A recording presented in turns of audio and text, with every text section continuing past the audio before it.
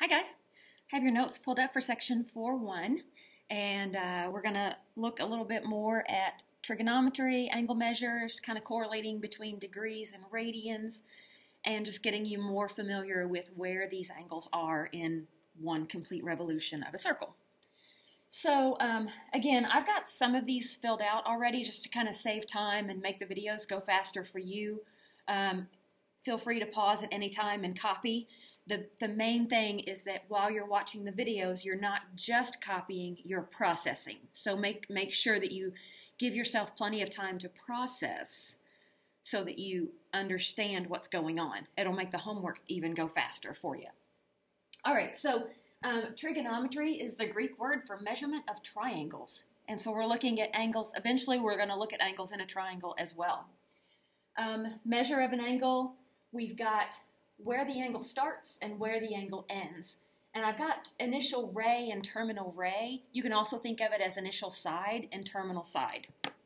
And the x-axis is almost always our initial side. So we're going to start measuring angles here at 0 degrees. And when we measure a positive angle, we're going to open the angle counterclockwise into quadrant 1. Right? And then wherever the angle ends, that's called the terminal side or the terminal ray. So here's where it starts, here's where it ends. Initial, terminal. And then a positive angle measure is going to be, we're going to open it counterclockwise into quadrant 1. We're going to look at some negative angle measures. And for a negative angle measure, we're going to open clockwise kind of into quadrant 4.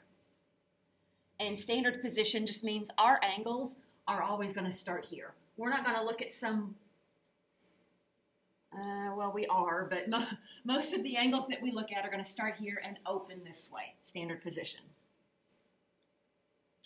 All right, you saw during the paper plate activity that one full revolution in degrees is 360, or in radians, it's 2 pi. Remember, our radius went around our circle approximately 6.28 times, which is the equivalent of 2 pi. That's where radian measure comes from. That's one full revolution. Now, for common angles, and by common angles, I mean the angles that you filled out on this sheet of paper. Yours might not have been gold, but for the common angles, you know, the 30 and the 45 and the 60 and the 90 and all that. For common angles, we're going to know, we're going to start to kind of memorize, become super familiar. We're going to know the correlations. I'm going to, later on in the semester, I'll throw out 45 degrees and you'll say pi over 4.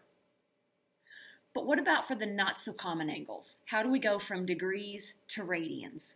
So I think the best way to do this is we know that these two are equivalent. This degree measurement is equivalent to this radian measurement. Likewise, this degree measurement is equivalent to this radian measurement. We've got these equivalent statements here, and we're going to go back to our chemistry days, and we're going to use the factor label method.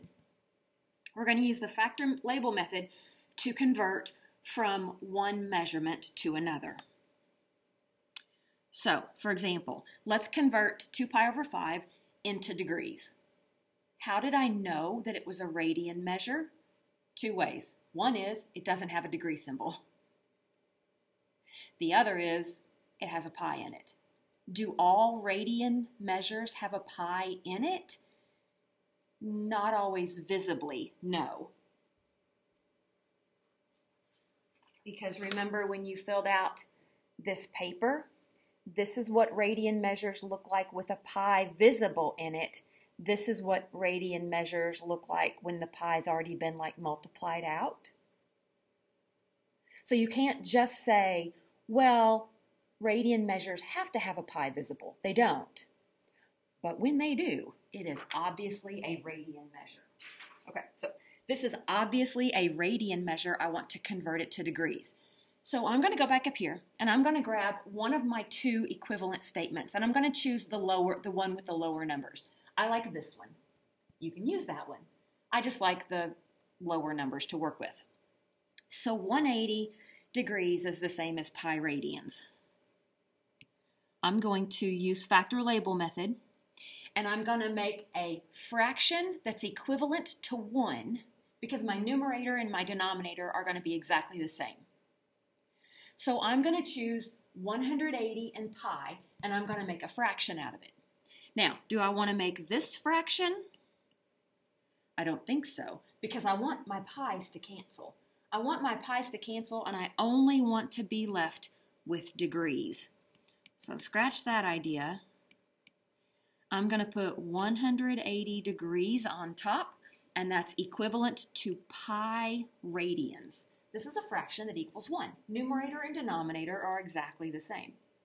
I can multiply anything by 1 all day long, and I'm never going to change its value. I'm going to change its units, but I'm not going to change its value. Okay, so I chose to set up my fraction like this so that my pi's cancel. And I end up getting 2 times 180 divided by 5. That gives me 72 degrees. Because my pi's cancel. In fact, I'll mark them out like that for you. Next one, negative 12 degrees. Okay. Factor label method. I'm going to use 180 and pi. And this time I want my degrees to cancel. So I'm going to put my degrees down here and my pi up there.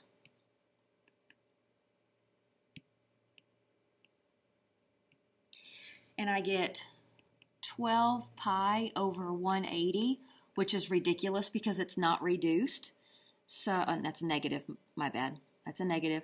And then it gets me negative pi over 15. And that's the radian measurement equivalent to negative 12 degrees.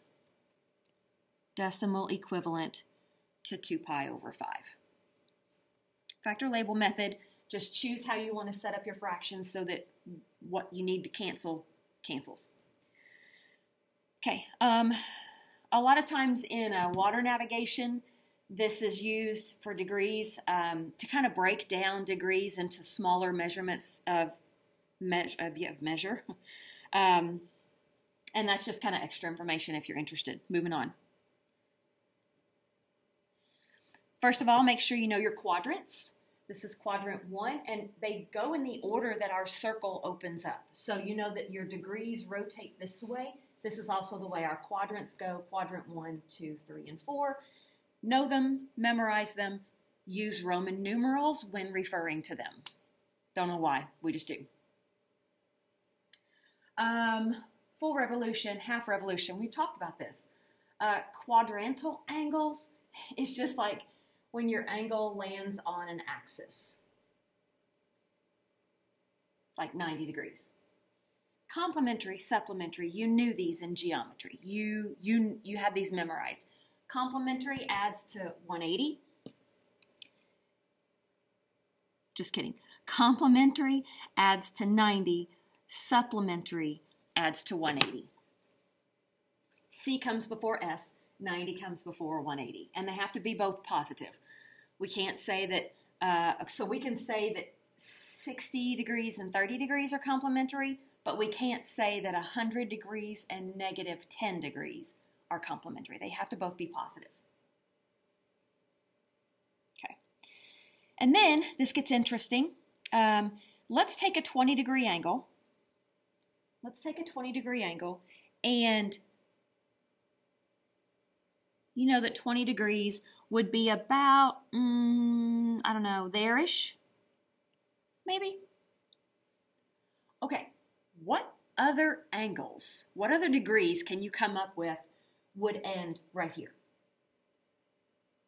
Like from here to here is a positive 20 degrees. Could you go backwards and end there? Or could you go all the way around and a little bit more and end there? What would those angles be? So the first thing we're going to do is 20 degrees. To find out more possibilities, we're going to add revolutions and we're going to subtract revolutions. We're going to add revolutions and we're going to subtract revolutions, and we're in degree mode. So start here. add a complete revolution, 380 degrees. That's another one that ends at the same place as a 20 degree. Add another revolution. So take this and throw on one more revolution, and we get 740 degrees. So those are two positive angles that end there. Let's look at negative angles. How could I go backwards? Oh, I almost went all the way around, didn't I? I almost went a complete negative 360, but not quite. I stopped short. So how do I get those negative angle measures? Well, we subtract a revolution. Start here, subtract one whole revolution, and I get negative 340 degrees. That angle ends at the same place this angle ends. Subtract one other revolution, and I get negative 700 degrees. Easy in degrees. Let's do one in radians. 2 pi over 5. Hold on a minute. Take a minute. Can you figure out where 2 pi over 5 would be? Can you figure out 2 pi over 5? Is it in quadrant 1 or 2 or 3 or 4? It's in quadrant 1. 2/5 of pi, 2/5 is not quite a half. 2/5, it's 0.4. It's not quite a half. So this is not quite to 1/2 pi. It's not quite to 90 degrees. It's in quadrant 1. All right, so I need to add and subtract one complete revolution, but I'm in radians. So I need to add 2 pi, and I need to subtract 2 pi. But wait, I have to get a common denominator. So you all know you can't just say that this is like 4 pi over, you've got to get a common denominator. So you can do this the elementary school way, where they taught you to add fractions, and you say, okay, right now my denominator is 1, and I need it to be a 5. So I'm going to multiply this by 5 and this by 5. You can totally do that.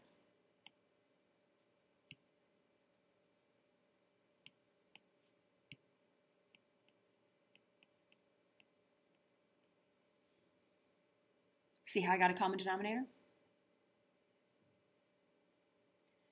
And then remember, we add on the top and the denominators stay the same.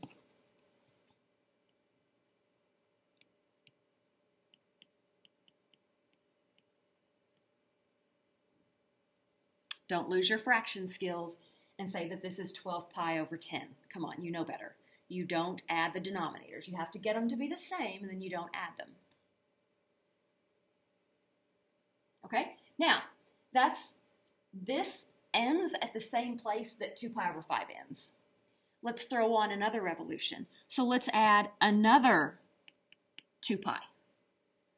But you have to have a common denominator. Now the cool thing is we already know what the fraction should be. It ought to be 10 pi over 5. But for you mathy people, let me throw something at you.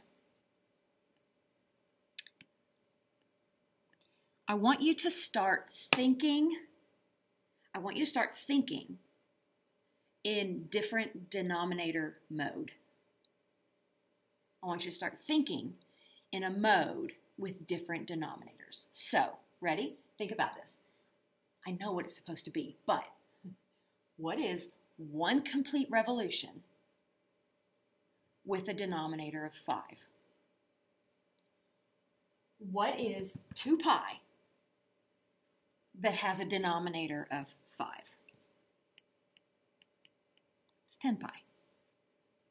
See, I got the same, it's the same thing either way, whether you do it the elementary school way, times 5 times 5, or you do it the more higher level thinking way. I need one complete revolution with a denominator of 5. Anyway, so that plus one full revolution is going to be 22 pi over 5.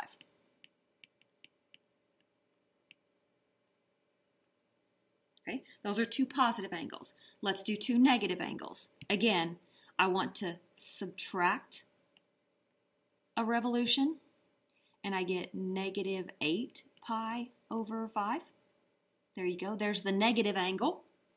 And then let's subtract another complete revolution, and I get negative 18 pi over 5.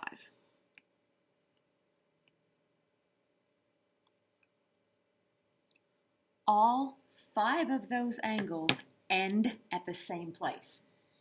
2 pi over 5, this one, this one, this one, this one. They all end. They all have the same terminal side.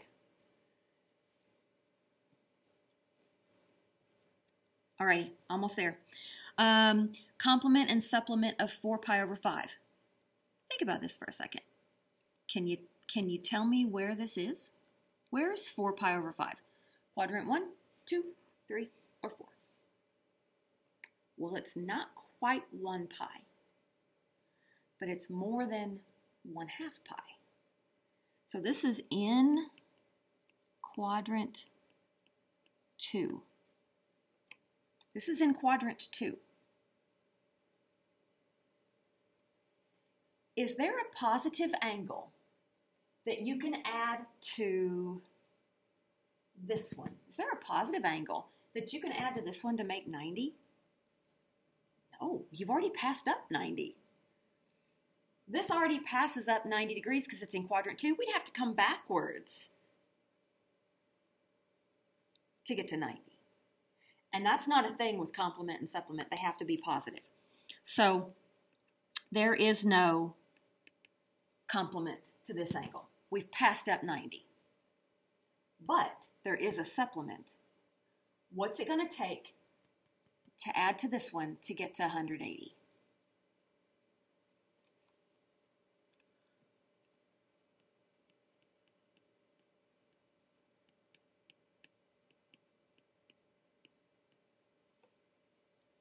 Okay, well, let me have you start thinking in radian mode. Instead of 180, remember 180 is the same as pi? What am I going to add to this one to get 1 pi? What am I going to add to this one to get 5 pi over 5?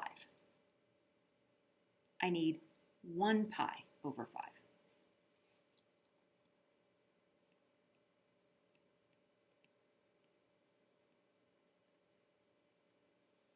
That's the supplement. That's what it takes to add to this to get 180 degrees or to get to pi. All right, real quick, try to estimate this measure. First of all, it's going to quadrant 4 in the direction of quadrant 4, so I know it's going to be a negative angle measure. And I think it goes beyond 180 degrees. So this would be a negative 180. Keep going. Keep going a little bit more. So not negative 180, maybe negative 190, negative 200. Maybe that looks like a 30-degree angle, maybe negative 210. I think negative 210 sounds kind of good. Okay, radians. Uh-oh. You could convert this, but let's try to get you comfortable with radians. Ready? From here backwards is negative pi. Give me a little bit more. Give me a little bit more. Maybe pi over 6 more. So this would be 6 pi over 6. This might be 7 pi over 6. Negative 7 pi over 6. That sounds like a decent radian measure for that one. Okay, and lastly, determine the quadrant. So degrees, again, these are going to be easy for you. 127 degrees is going to be between 90 and 180. It's going to be in quadrant 2. Don't forget to use Roman numerals. 5 pi over 4. Well, remember the over 4s are in the middle of the quadrants. So here's what it would do. We would go 1 pi over 4, 2 pi over 4, 3 pi over 4, 4 pi over 4, 5 pi over 4. It's in quadrant 3.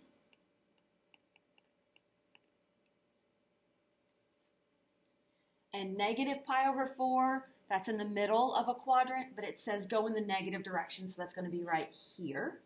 And that's going to be in quadrant 4. All right, fun stuff. Get comfortable with those radians.